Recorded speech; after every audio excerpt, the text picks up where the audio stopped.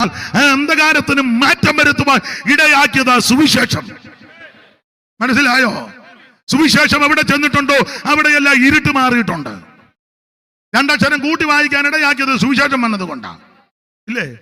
ആന്നെന്ന് വീറും വൃത്തിയായിട്ട് തുണി കൊടുക്കുന്നത് സുവിശേഷം വന്നതുകൊണ്ടാ, ഇല്ലേ? പറ. ഇവിടെ പാൻറ്റുമൊക്കെ ടീം ചെയ്ത് പള്ളിക്കൂടത്തിൽ പോലും പോയ വല്യപ്പനല്ല, എന്നാലും പിള്ളേർ അമേരിക്കയിലും കാണുമ്പോൾ അപ്പനെ പാൻറ്റുമൊക്കെ ഇടിപ്പിച്ച് ബെൽറ്റ് നെഞ്ചത്തായിട്ടേക്ക് നിന്നാലും ഇട്ട് ടൈജുമൊക്കെ കെട്ടി. ചില വീട്ടിൽ ചെല്ലുമ്പോൾ ഫോട്ടോ കണ്ടിട്ടില്ലേ? ഞാൻ തമാശ പറഞ്ഞതല്ല, എല്ലാം സുവിശേഷം വന്നതുകൊണ്ടാ.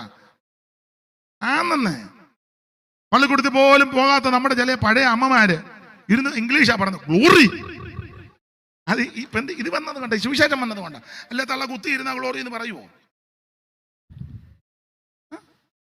അന്നേരം കളരി പോലും പോകാത്ത ചിന്നമ്മ പറഞ്ഞു പ്രൈസ് ദ ലോർഡ്. അത് എഴുതി തരാൻ പറഞ്ഞ അമ്മയെ ഞാനും കുഴയും, എന്നാലും വെച്ച് കീച്ചുക പ്രൈസ് ദ ലോർഡ്. അപ്പൊ അപ്പുറം ഇരുന്ന മേരി സഹോദരി വിക്ടറി അടിച്ചു മിന്നുക. അയ്യോ, ഇതിന്റെ എല്ലാം പിൻപിൽ ഉള്ളത് സുവിശേഷം വന്നത് കൊണ്ടാ. എന്റെ ഭാഷയാ, നീ രണ്ട് ഇംഗ്ലീഷ് പറയുന്നത് സുവിശേഷം വന്നത് കൊണ്ടാ. രണ്ടക്ഷരം കൂട്ടി വായിക്കാൻ ഇടയാത് സുവിശേഷം വന്നത് കൊണ്ടാ. വീറും വൃത്തിയായിട്ട് മാനം മര്യാദയ്ക്കായിട്ട് തുണി ഉടുത്തത് സുവിശേഷം വന്നത് കൊണ്ടാ, ഇല്ലേ? വേണ്ടേ? നോക്ക്, നല്ല വൃത്തിയായിട്ടാ ഉടുത്തേക്കുന്നത്, ഇല്ലേ? വൃത്തിയായിട്ടാ ഉടുത്തേക്കുന്നത്, വൃത്തിയായിട്ടാ, ഇല്ലേ? കാണായിരുന്നു. ആ ചനായിട്ട് പറഞ്ഞു ഇതൊക്കെ ഇങ്ങനെ ഇരിക്കുമെന്ന്. പിന്നെ ഇതൊക്കെ വീറും വൃത്തിയായിട്ട് തുണി കൊടുക്കാൻ പഠിച്ചത് സുവിശേഷം വന്നത് കൊണ്ടാ. അന്തസ്സായിട്ട് ജീവിക്കുവാൻ, ഈ സമൂഹത്തിൽ ജീവിക്കാൻ ഇടയാകൽ സുവിശേഷം വന്നത് കൊണ്ടാ.